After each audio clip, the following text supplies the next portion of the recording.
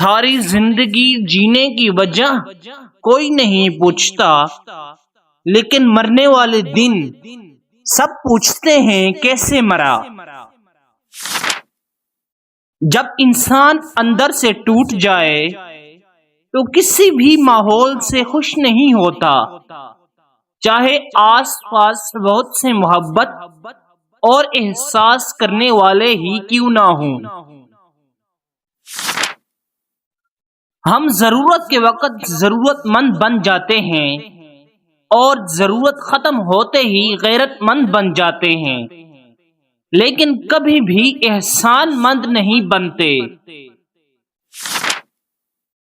انسان کے اندر دو کمزوریاں بہت عام ہیں: بھلانے کے قابل باتوں کو یاد رکھنا اور یاد رکھنے کے قابل باتوں کو بھلا دینا۔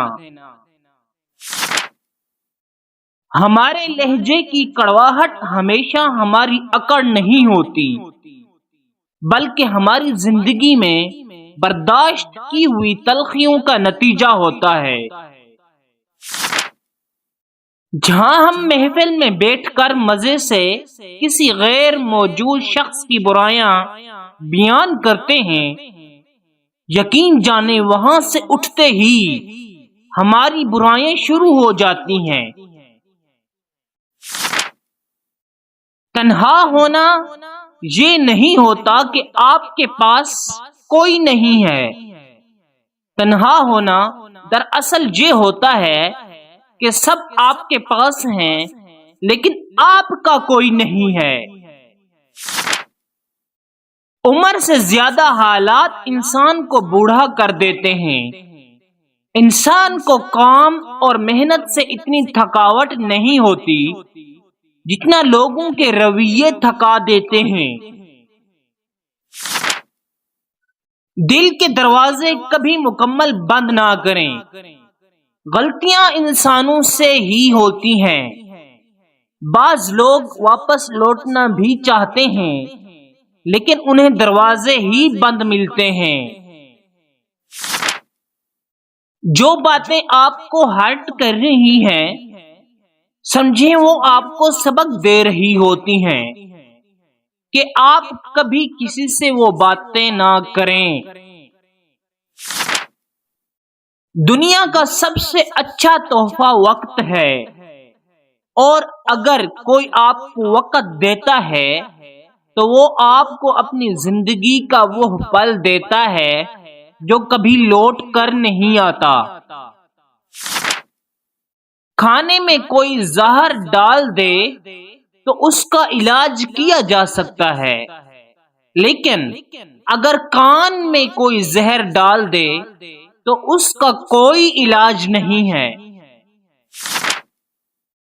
ہمارے ہاں سب سے زیادہ انسانی قتل ہسپتالوں میں، نفسیاتی قتل تعلیمی اداروں میں اور معاشی قتل ایوانوں میں ہوتے ہیں۔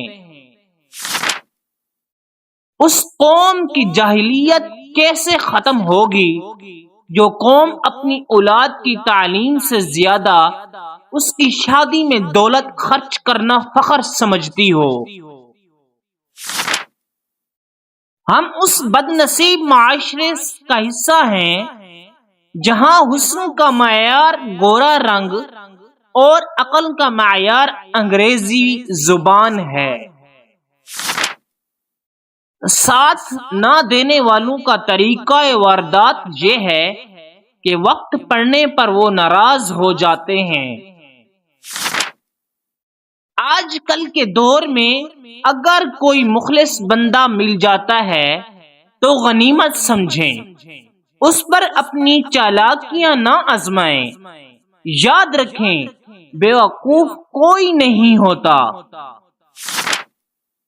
زیادہ محبت اور پرواہ کرنے والوں کے ہاتھ میں کچھ نہیں آتا، نہ رشتوں کی مٹھاس، نہ ان کا احساس، نہ ہی ان کی قدر کی جاتی ہے۔